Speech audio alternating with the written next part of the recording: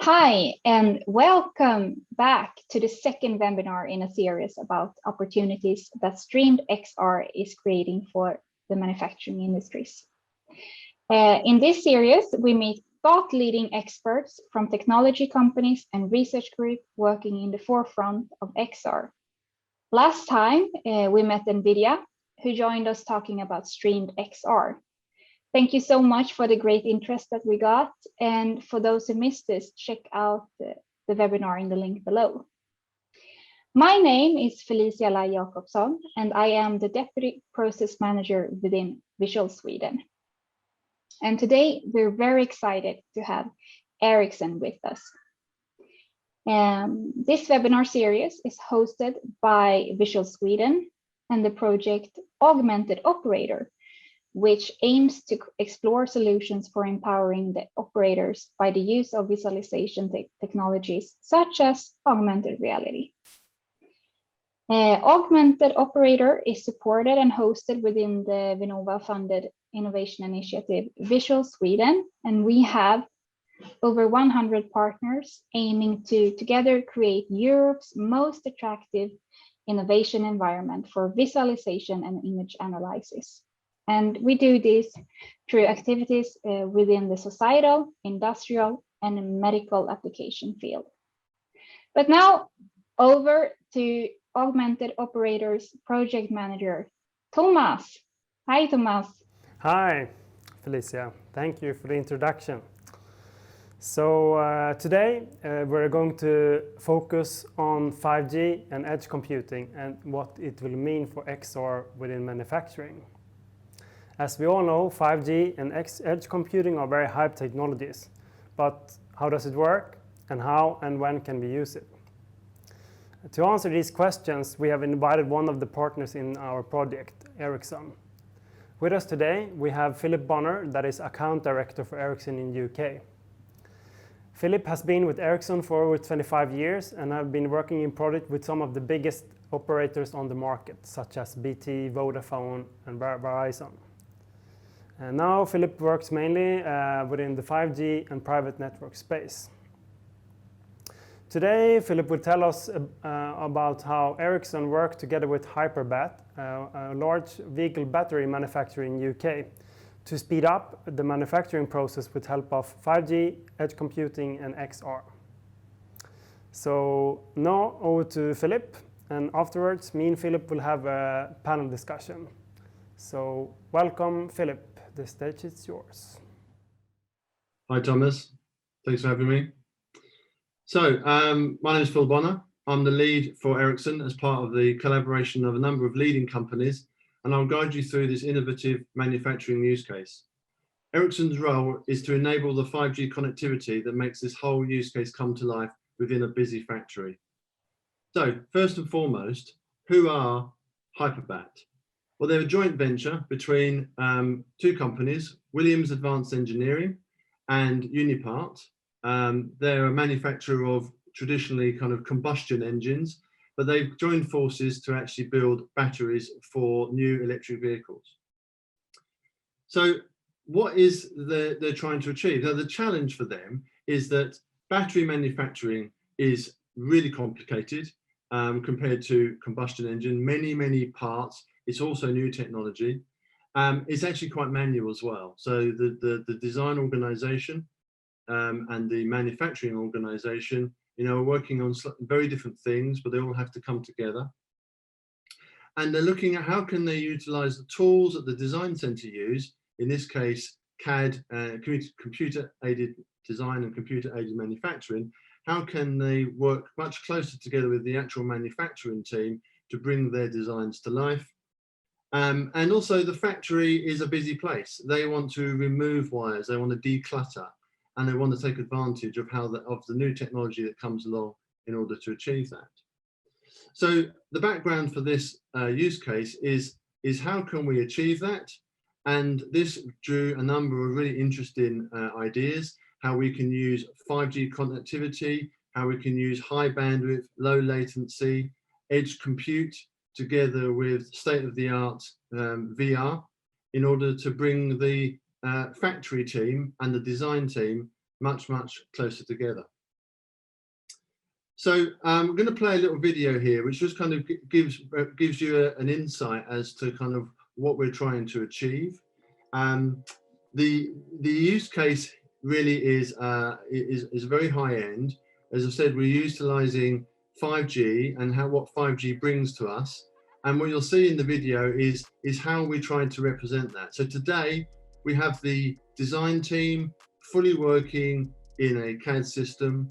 They use it day in, day out. So they're designing all their components. But when that information gets translated over to the factory team, then it's really important for them that they can actually build those products. You know, for example, is it going to fit? Is it actually able to be integrated?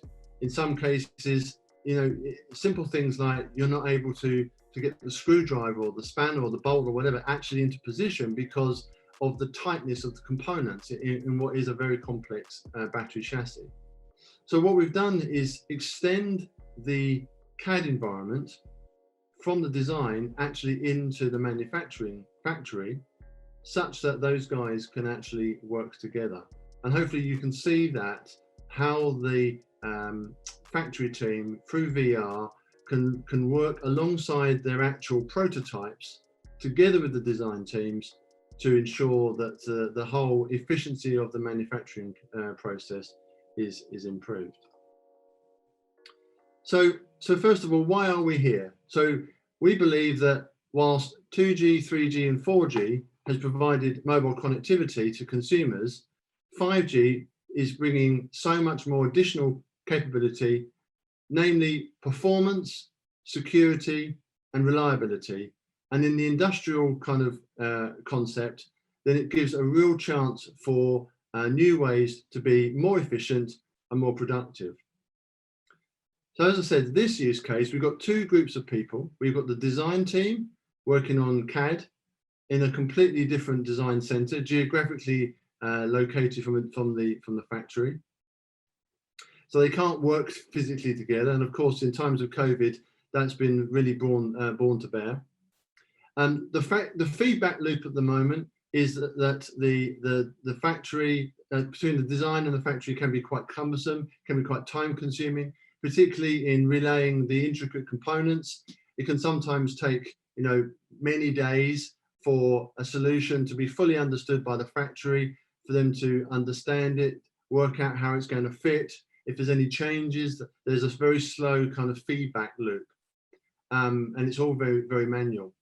So when components don't fit, they can't be assembled, then the change process, it comes into play in slow. So to address this and to speed up the whole process, we wanted to bring both the factory team and the design team into the same environment to allow them to visualize how the new components can be integrated, allowing the factory and engineer to effectively see the components in real time. So this dramatically reduces the change process from days or weeks to minutes because they're done real time. And now in the factory location, having cables and connecting people is also awkward, potentially dangerous. So with 5G, we can still deliver the quality of service and quality of experience that a cable connection would bring, but without the cables. So for delivering the high quality video in the VR experience, this does require many changes to what we can do today. It requires a high bit rate and it requires a low latency. Otherwise, the engineers won't be able to kind of see and work if the video is not kind of keeping up in real time. And Wi-Fi will not provide this level of performance. So now let's look at the implementation and how the teams have collaborated to bring this all together. So this is a fairly complex solution. And what it requires is untethered XR, in our case, VR. So let's start on the left-hand side of this picture. We have the head-mounted display. And in this situation, we believe this is pretty much a first for delivering 5G untethered in a display that will allow the factory engineer to work within the CAD system without any wires and move around his environment in real time. For this, we need very high bandwidth and very low latency. And for that, we're using millimeter wave. This is very high frequency, but it does deliver us high bandwidth and low latency. In our case, the bandwidth is not so much of an issue, given we're running with only a few headsets, but the latency is really, really important. We will have 100 megahertz of 28 gigahertz millimeter wave, and this will provide us around 500 megabits of download speed. But what's really important is the round trip delay, which will be less than 20 milliseconds. In the radio space, we're using the Ericsson fully integrated antenna integrated radio, which can support up to 800 megahertz of channel bandwidth, enough to deliver over 4 gigabits per second.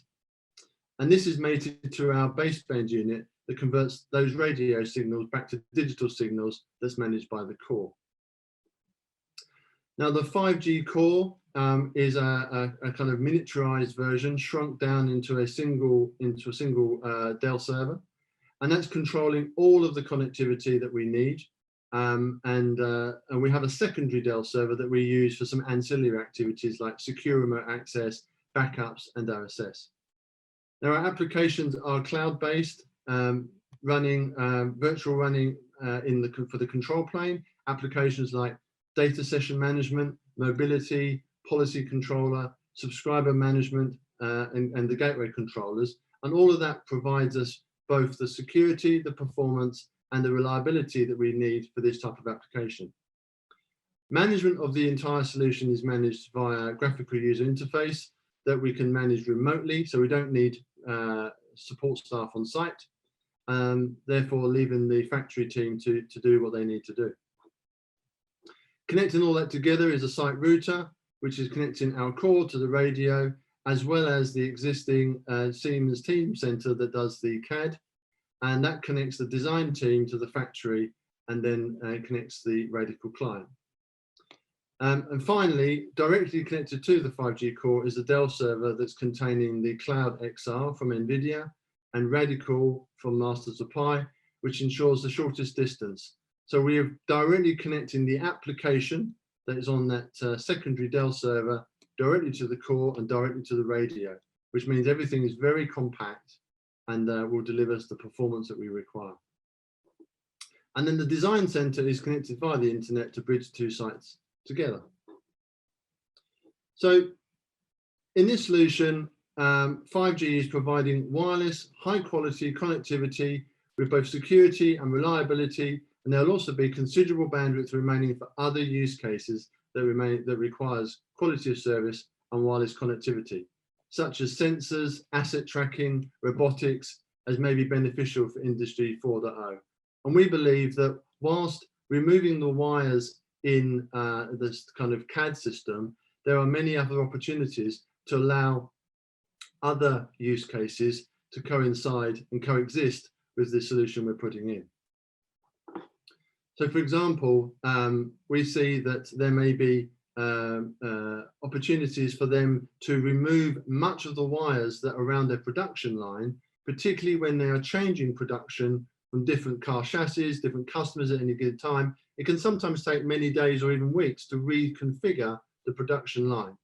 By implementing 5G, removing those wires, delivering the performance, delivering the reliability, it would allow them to actually change production lines without having to reconfigure the environment around them. So finally, just to kind of summarize where we see this kind of use case in the factory space, is that we see that there are many, many companies out there that will be using this type of solution, a kind of a Siemens NX industrial kind of use CAD system. We see a number of partners, including Masters of Pi, that have developed software specifically to interact with that system to provide visual, VR, and AR capability of reaching into the database and giving a different view of how the data is interpreted. And manufacturing companies are going to see many, many different use cases that they can use this type of technology. So it's high value, it's repeatable, and with the Ericsson dedicated network, we believe this is something that many manufacturers should be investing in. Over to you, Thomas. Great. Thank you, Phil, for the presentation. So I, of course, have a lot of questions about the project and also 5G in general. So start off with this one. So when we talk about 5G, people quite often call it like a driver of Industry 4.0. So what do you think that is? Why is 5G important for Industry 4.0? I think it's not the kind of single most reason why Industry 4.0. It is an enabler. So I think when you're moving from to most of the manufacturing kind of factories or Industry 4.0 or industries today are using in some case some kind of Wi-Fi solution or wired solution, but that becomes problematic. Wi-Fi doesn't necessarily scale to the kind of levels that they would like, and wires are constantly having to be rejigged. It's expensive. So now that 5G is on the table, it actually acts as a real enabler to allow those companies that want to embrace more digitalization to actually take that step. 5G has, as I've said, massive bandwidth, massive connectivity. It has the security, so it allows a greater use of sensors, high-powered applications such as we've just discussed, and that really then opens the door for a lot more new use cases that allows manufacturing to take advantage and become more efficient at whatever they choose to create. Okay, so I guess that is also a good answer on what's the difference between 5G and Wi-Fi 6, right? Yeah, Wi-Fi 6, I mean, it's horses for courses, right? And I think, Wi-Fi 6 definitely has a part to play. But what we find is that if you really want to kind of, turn a large busy factory into something that can really take advantage of removing of wires, high bandwidth, if you want to put potentially hundreds and hundreds of sensors, then that's where 5G really comes into its own. You're not going to get the kind of performance that you would want from going down a Wi-Fi 6 solution. Okay, so in this project, you're using a private network dedicated for the factory. So what is the biggest difference between a network like that and just a regular commercial public network? Well, the regular public network, at the moment is kind of, we're in the process of building out 5G networks across many operators around the world. They're kind of number one use case at the moment is mobile broadband. It's very much a consumer driven. I think that will change in time. There will be a place for enterprises.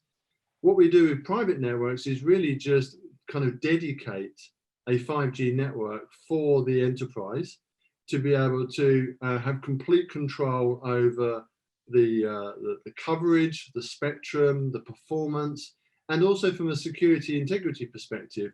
If they have got their data that they want to keep within their premises, then they can keep everything in one place. So it's private because it's away from the public network, and it's private because you can basically retain your data within your own four walls. And that's a real kind of benefit for those enterprises that have security concerns over their own data.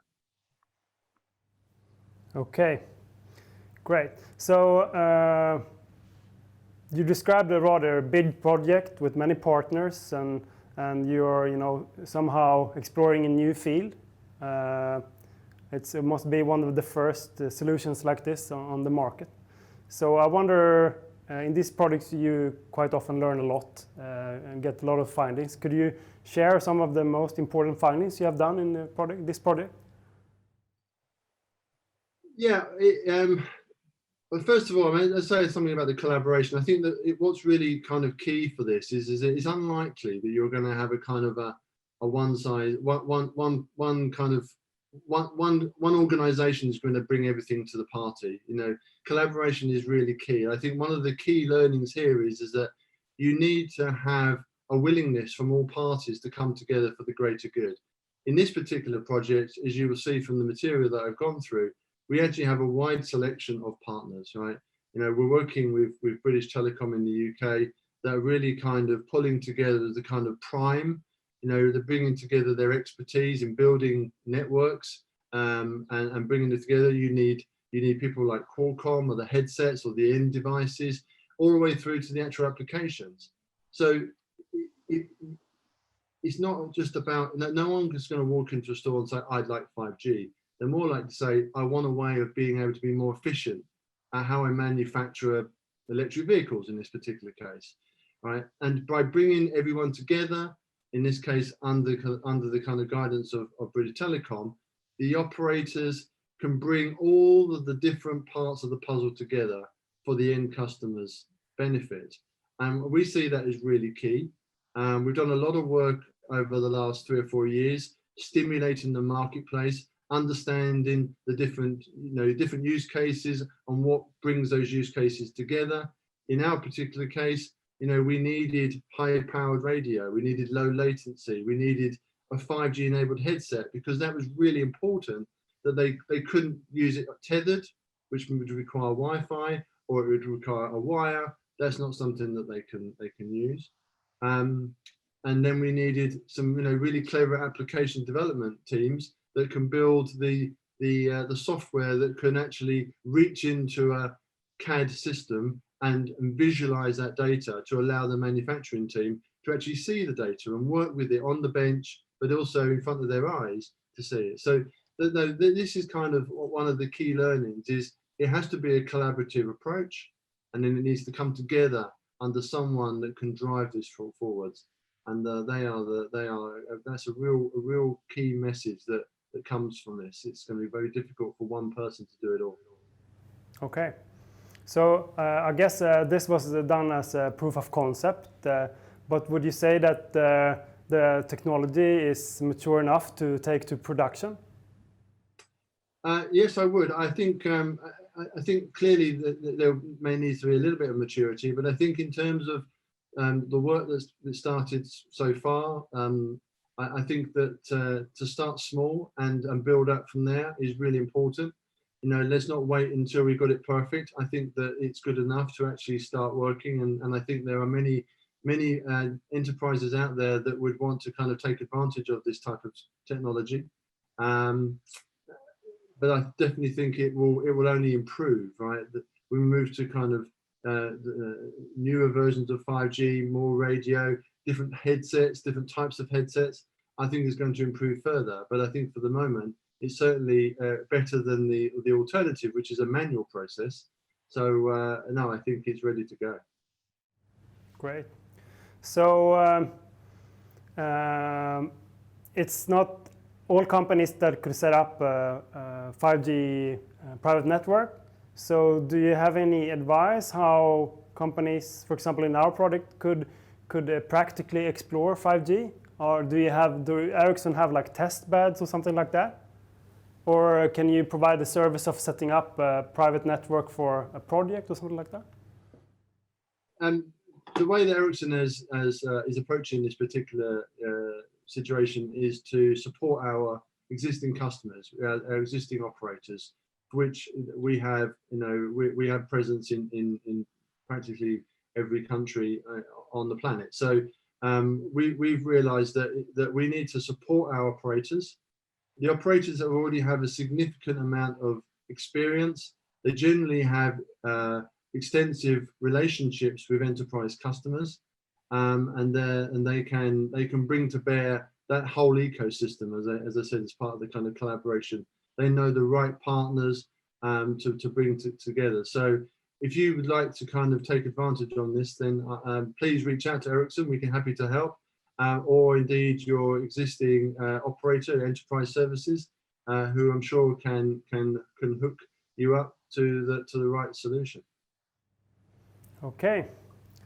So thank you for that. So I have one more final question, and I guess Ericsson is working on the next generation, like 6G. So what can we expect from the future, and can you share any teasers about the future of telecom? 6G, that's a little way away, but I think what we're going to see is we're going to see that the communications in everything we do is going to become more and more ubiquitous. We're going to see a lot more kind of, we have enabled watches, we have obviously our mobile phones, we have tablets. I think we're going to see a lot more kind of 5G enabled devices, wearables, things that will, advance just our way we communicate with the world from a consumer perspective. In the enterprise space, I think we will see more and more connections. If you take, for example, in a manufacturing plant, there's a number of different sensors that are used to, detect temperature, vibration, and things like that. We can see that running from a few hundred sensors to many, many thousands of sensors. And that will help us in every aspect, whether it's manufacturing, whether it's healthcare, whether it's logistics. We will see things much, much quicker, much more efficient, because everything will be connected. And we will, in the next kind of 3 to 5 years, I think we're going to see a very different way in which we interact with our surroundings, with our people, and how we become a lot more connected and involved. Great.